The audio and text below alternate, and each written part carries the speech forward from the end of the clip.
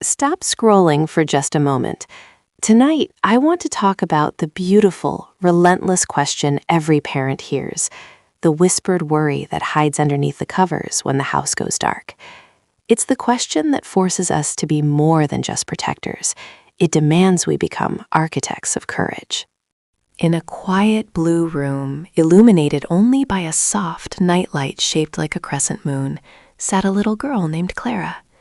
Clara was 5, almost 6, and her mind worked overtime, sketching out all the possible worst-case scenarios for the coming day. Her hair, the color of spun copper, was spread across a pillow decorated with small embroidered stars. This moment, the ritual of the tuck-in, was the safest port in her small world storm. But even here, the worry managed to slip in, just after the last sip of water and before the final kiss. Her mother, Sarah, was a connoisseur of bedtime routines, a master of the slow, deliberate fold of the duvet. She knew the rhythm of Clara's anxiety by heart, knew the telltale slight tightening of the shoulders, and the way Clara's gaze would drift toward the closed bedroom door, as if tomorrow's challenges were already gathering on the other side. Sarah adjusted the blanket, pulling it snug but not restrictive, and rested her hand gently on Clara's forehead, smoothing back a stray curl. It was then, in the silence that felt heavy with impending sleep, that Clara lifted her eyes, wide and serious, and asked the question she asked every single night, the question that encompassed all the unknowns of the universe, distilled into 4 small words. "Mom," she whispered, her voice barely scratching the silence, "what if tomorrow is scary?" It was never a specific fear. It wasn't about the monster under the bed or the shadow on the wall. Clara's fear was existential. It was the abstract dread of the unknown appointment, the untested skill, the potential disappointment. It was the fear of the future itself. Sarah didn't dismiss the question. She never did. Dismissing a child's fear is like telling a flower not to seek the sun. It misunderstands their nature. Instead, Sarah lowered herself onto the edge of the mattress, letting the softness cradle her weight. She took a deep breath, inhaling the familiar scent of lavender and clean laundry, and picked up the worn, velvet-bound storybook that always rested on the bedside table. This wasn't just any book. It was the book of special truths, filled with stories Sarah had created specifically for Clara, tales of resilience disguised as adventures. "That," Sarah said softly, her voice pitched low and steady, "is the most important question you can ask, Sweet Pea, and the answer is found in the heart of a little girl I know named Lily." Clara snuggled down, instantly captivated. She knew Lily's story was always the story she needed to hear. Sarah opened the book, tracing the faded illustration on the first page, a girl with bright eyes standing timidly at the edge of a great green forest. Lily, Sarah began, letting the name hang in the air, was a lot like you. She loved sunshine and she loved stability. Her perfect day was today, because she already knew all the rules of today. She knew where the cozy chairs were, she knew which cookies were in the jar, and she knew exactly which sequence of steps led to a perfect afternoon nap. But tomorrow? Tomorrow was a vast, sprawling map drawn entirely in question marks. Lily worried about everything that changed. She worried about getting lost in the grocery store if her mother turned down an unfamiliar aisle. She worried about the sudden, loud noise of the garbage truck. But most of all, she worried about the transition from the familiar comfort of her own backyard to the daunting, echoing halls of the new primary school. The building looked enormous to Lily, a great brick whale ready to swallow up small children and spit them out, changed and bewildered. The first day of school was rapidly approaching, Sarah narrated, her voice taking on the warm narrative rhythm that only a practiced storyteller can achieve. Lily had prepared for this day for weeks, practicing writing her name until her hand ached, But the night before, the fear was a physical thing. It sat right in her chest, a knot the size of a lemon, tightening whenever she thought about the strange faces and the unfamiliar bells. Lily envisioned herself walking into the classroom and forgetting how to speak. She imagined the other children already having chosen their best friends, leaving her adrift in a sea of unknown laughter. She pictured her new teacher, Miss Evergreen, perhaps being kind, but perhaps also having eyes that saw straight through her shyness. Lily's mother, sensing the weight of the moment, sat beside her, much like Sarah was sitting beside Clara now, and gave her a deep truth that Lily tucked away like a secret marble. Lily, her mother had said, you are scared because you are paying attention. That tightening in your chest, that's your brain signaling a challenge. But here is the secret about fear. Fear does not mean danger. Fear just means important. And you, my little light, are about to do something very important. Lily listened, but the lemon knot stayed put. The next morning, Sarah continued, adjusting her posture to signal the shift in the story's pace, Lily stood at the enormous, polished wooden door of her new classroom. It was loud inside, a rushing river of voices, of chairs scraping, of backpacks thumping onto the floor. It was exactly as chaotic and overwhelming as she had feared. Her mother's hand felt like an anchor, warm and strong, but the moment for letting go was coming. Lily felt her breath catch.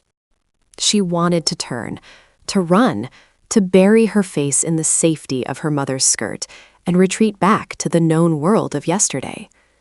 This was the moment of decision, the absolute crux of courage. Lily knew she could refuse. She could weep.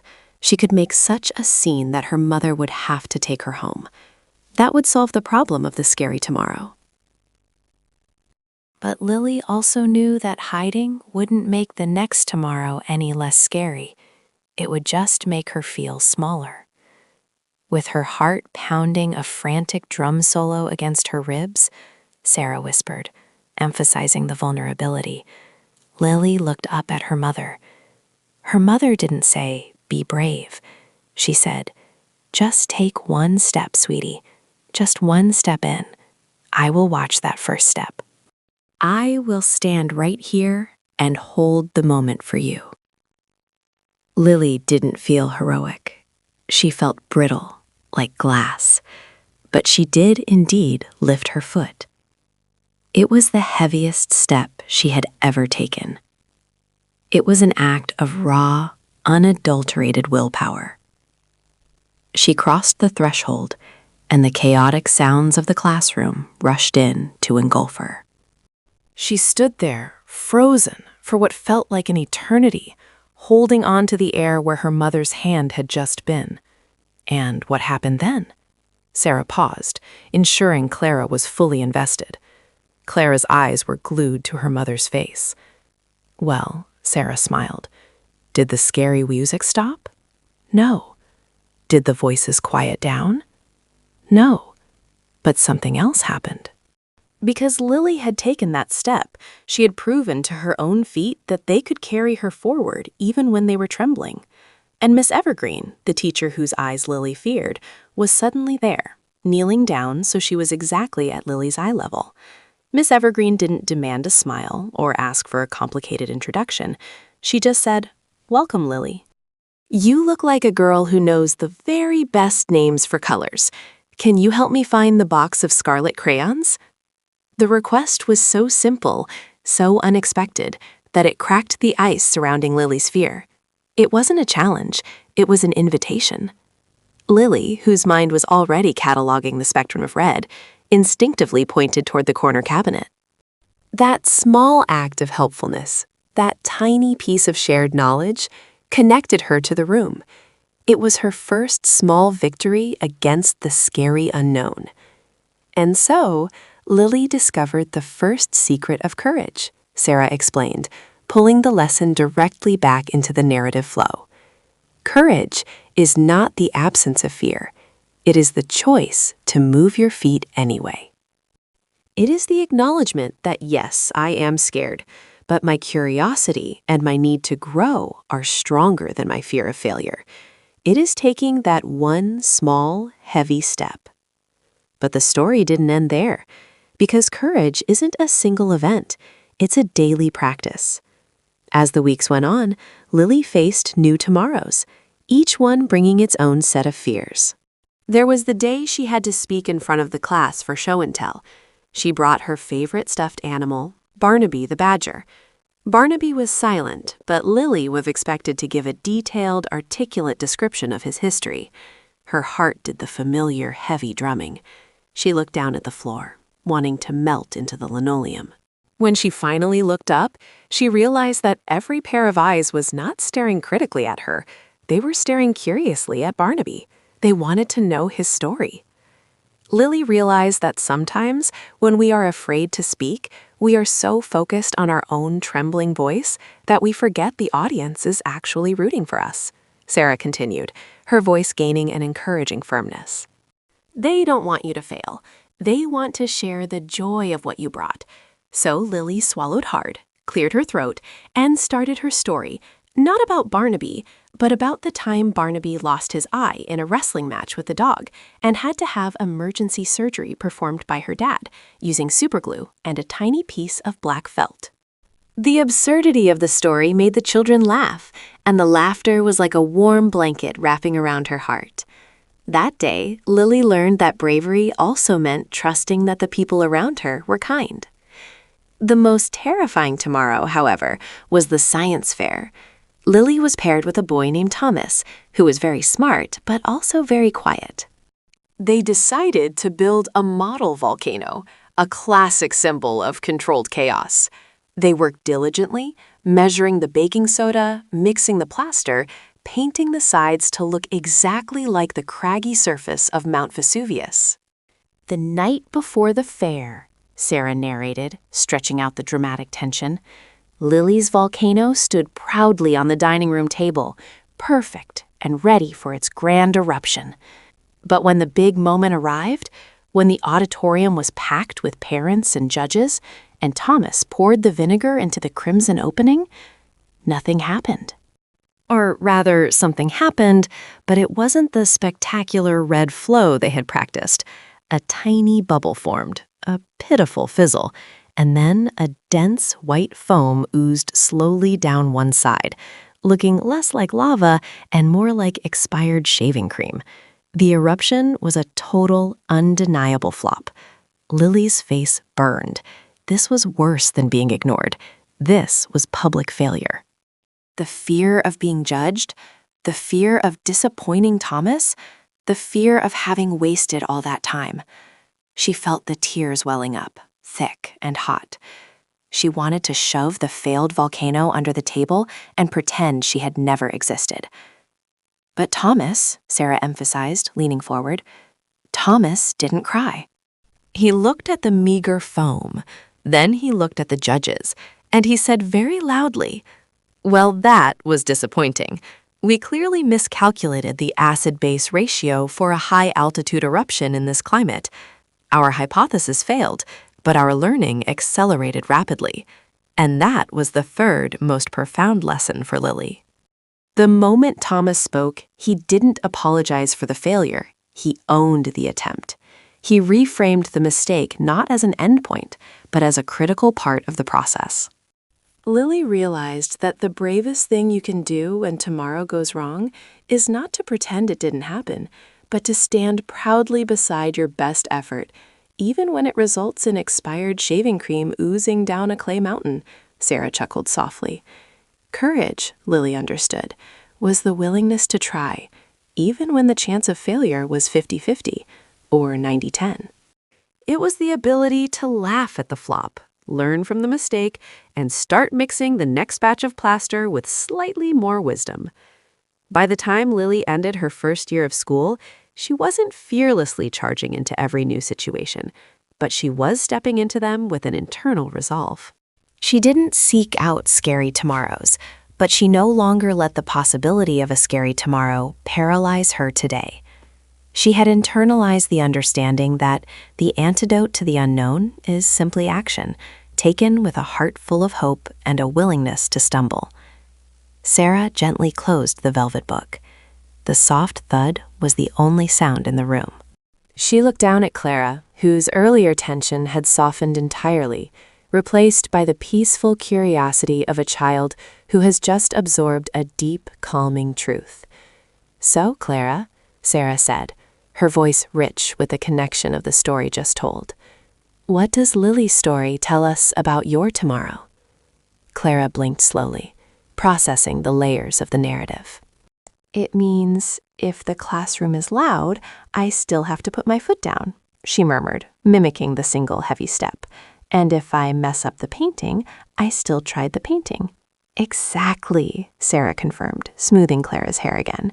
"That being brave doesn't mean you're not scared," Clara whispered, reciting the key phrase they had discussed many times before.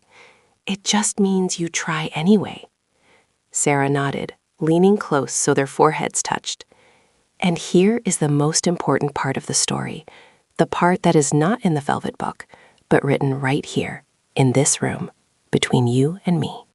No matter what tomorrow brings, whether it's a terrifying test, a new friend who doesn't want to share, a confusing challenge, or a day that just feels too big for your 5, almost 6-year-old self, you will never, ever face it alone." This wasn't just abstract comfort. It was a promise built on years of shared experience. Sarah reinforced the concrete, comforting reality of their bond. "If tomorrow is scary," Sarah continued, her eyes holding Clara's gaze, steady and unwavering, "if you get overwhelmed, if you feel that lemon knot tighten in your chest, you remember this: I am always here. I am the voice on the phone at lunch. I am the embrace when you walk through the door. I am the listening ear when you need to talk through a complicated situation. And even when I am not physically with you, my love is the strongest, longest rope imaginable, and I have it looped around your heart. You are tethered, Clara. You are safe. That strength you need, it's not just inside you. It lives right here, in the love we share." The fear in Clara's eyes finally receded, replaced by a feeling far more enduring than momentary courage.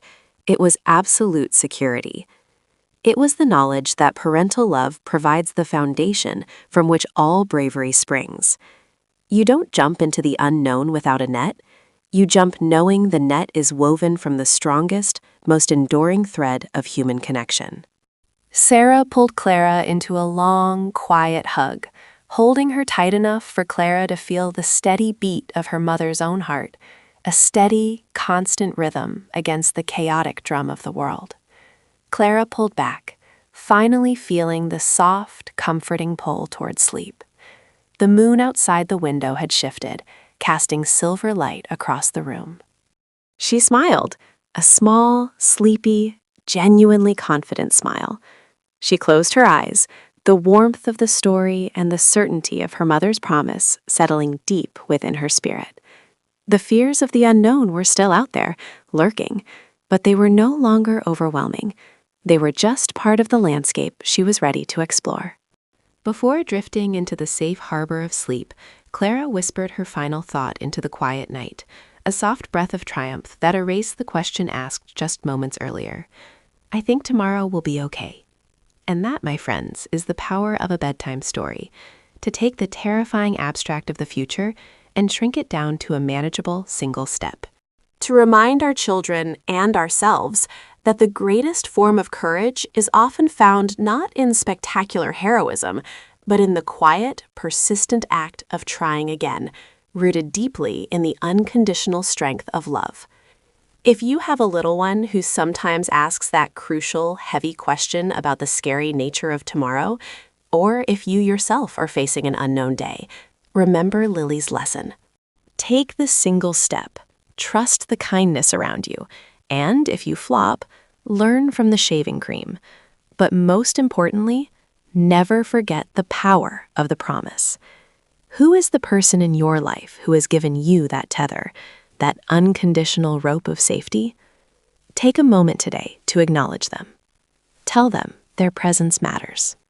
Share this story if it resonated, And perhaps share a little of your own brave step toward tomorrow in the comments below. Let's build a collection of brave tomorrows together. Good night and be well.